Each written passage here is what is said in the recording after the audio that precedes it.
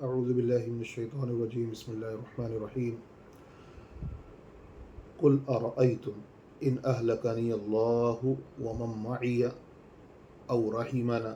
فمن یجیر الکافرین من عذاب علیم۔ قل اے محمد صلی اللہ علیہ وسلم، ارأیتم آپ بتاؤ تو صحیح،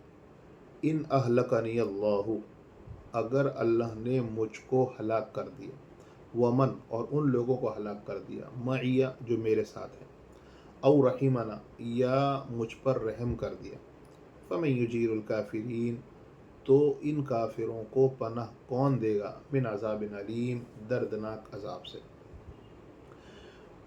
اس آیت میں اللہ تبارک تعالیٰ مشرکین مکہ کی ایک تمنا کو بیان کر رہے ہیں کہ حضور پاک صلی اللہ علیہ وسلم کتنا بھی سمجھائیں گے لیکن وہ انسان ہیں،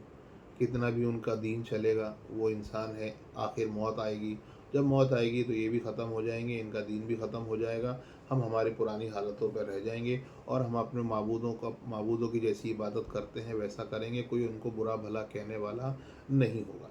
تو انتظار کرو، جیسے نوح علیہ السلام کے بارے میں آتا ہے کہ نوح علیہ السلام نے 950 سال تک اپنے قوم میں دعوت دی اور ان کے قوم کی عمریں بھی زیادہ ہوا کرتی تھیں، 100 سال 200 سال 300 سال جیا کرتے تھے، لیکن نوح علیہ السلام 950 سال تک اسی قوم میں دعوت دیتے رہے۔ تو یہ لوگ اپنے لوگوں کو، اپنے بچوں کو وصیت کر کے مرتے تھے کہ یہ بوڑھا آدمی ہے، اس سے دور رہنا، یہ پاگل ہے، اس کی بات سننا نہیں اور زیادہ ٹینشن نہیں، کبھی نہ کبھی تو یہ مرے گا اور مرے گا تو اس کی دین اور اس کی دین کی باتیں ختم ہو جائیں گی اور اپنے بت پرستی میں ہم مبتلا رہیں گے، ہم اپنے عبادتوں میں لگے رہیں گے جن کی عبادت ہم کو کرنا ہے۔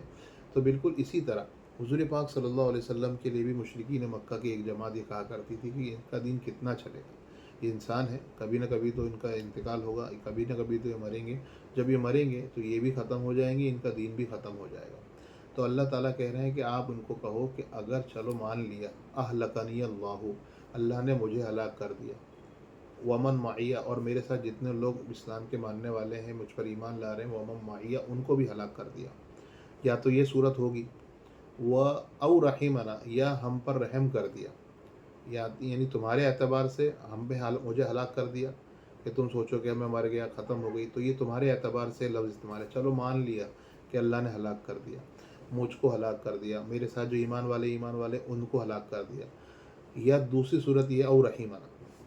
یہ اللہ نے ہم پر رحم کر دی۔ تو اب یہ بتاؤ کہ جو اللہ کا انکار کرنے والے ہیں ان کو کون بچائے گا، من یجیر الکافرین ان کو کون بچائے گا، من عذاب علیم دردناک عذاب سے، کیونکہ عذاب تو ان کے انکار کرنے کی وجہ سے آنے والا ہے۔ اللہ نے نبی بنا کر مجھ کو بھیجا ہے، میں نے آپ کو دعوت دی، آپ کو سمجھایا، اب آپ کو نہیں سمجھ میں آیا، چلو اگر میں نہیں آتا اور تم اسی طرح انکار میں، اللہ کے کفر میں، اللہ کے انکار میں لگے رہتے تو اللہ کے انکار کی وجہ سے عذاب تو آتا ہی ہے، تو اب دنیا میں نہیں آئے گا تو آخرت میں آئے گا۔ تو فمن یجیر الکافرین تو کون سی وہ ذات ہے جو بچا سکتی ہے، جو پناہ دے سکتی ہے کافروں کو، من عذاب علیم دردناک عذاب سے۔ قل آپ کہہ دیجئے، هو الرحمن آمنا به وعلیہ توکلنا فستعلمون من هو فی ضلال مبین۔ یہ حضور پاک صلی اللہ علیہ وسلم کو تسلی کے طور پر بولا جا رہا ہے کہ ان کے بولنے پر آپ ٹینشن نہ لیجئے، آپ تو سیدھا سیدھا کہہ دیجئے وہ تو رحمان کی ہی ذات ہے، آمنا بھی جس پر ہم ایمان لائے ہیں، وعلیہ توکلنا اور اسی پر ہم نے بھروسہ کیا ہے، فستعلمون اور تم بھی عنقریب جان لو گے، من ہوا فی ضلال مبین اس شخص کو جو کھلی گمراہی میں۔ کہ اللہ تبارک تعالیٰ نے اس پوری صورت کو، 30 آیتوں کی یہ صورت ہے، شروع سے اپنی قدرت، اپنی طاقت، اپنی نعمت اور اپنے عذاب کو بتلایا، اپنی طاقت کو بتلایا۔ تو اللہ تعالیٰ کہہ رہے ہیں کہ جب اتنا تم لوگوں کو سمجھا رہے ہو اور تم تو ایمان رکھتے ہو تو تم یہ تو سیدھا سیدھا کہہ دو کہ میں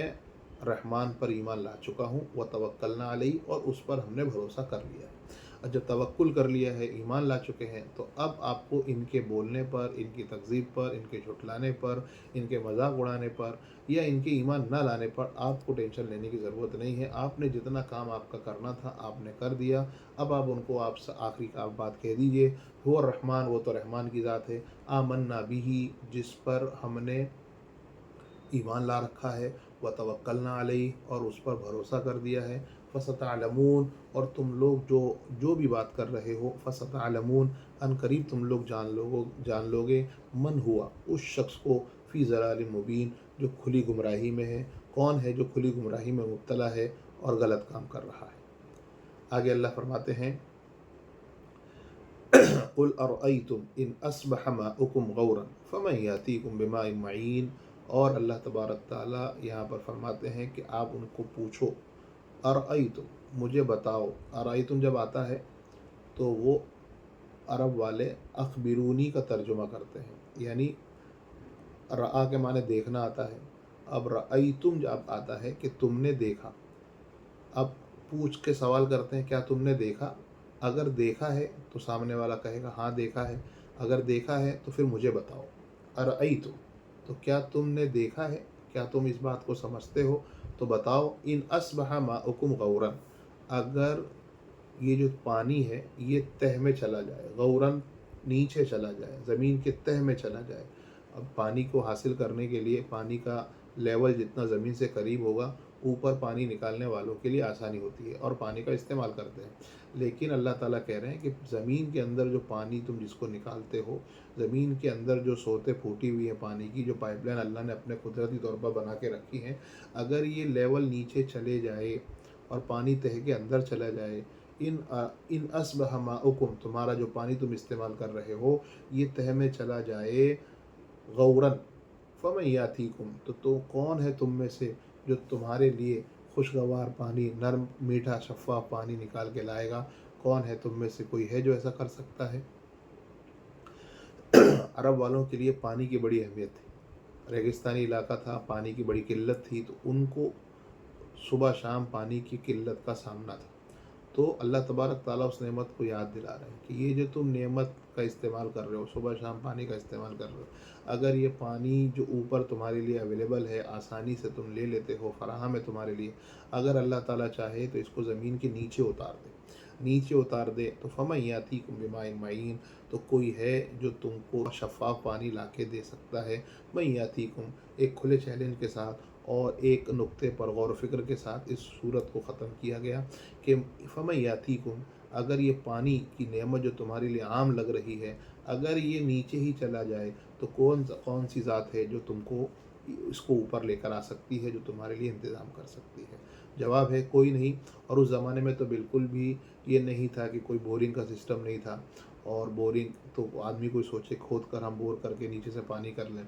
तो उनके लिए तो बिल्कुल वाज़ेह थी। हमारे ज़माने के अंदर टेक्नोलॉजी है, हम बोरिंग कर सकते हैं और नीचे पानी कर सकते हैं, लेकिन कई मरतबा ऐसा होता है कि बोरिंग करने के बावजूद पानी नहीं लगता, कई फिट नीचे खोदने के बाद भी पानी नहीं लगता। इस बात की दलील है कि अल्लाह ताला की मर्ज़ी होगी तो पानी मिलेगा, अल्लाह की मर्ज़ी नहीं होगी तो पानी नहीं मिलेगा। नेमत समझना चाहिए और अल्लाह ताला का शुक्र अदा करना चाहिए। अल्लाह ताला हम सबको कहने सुनने से ज़्यादा अमल की तौफ़ीक़ अता फरमाए।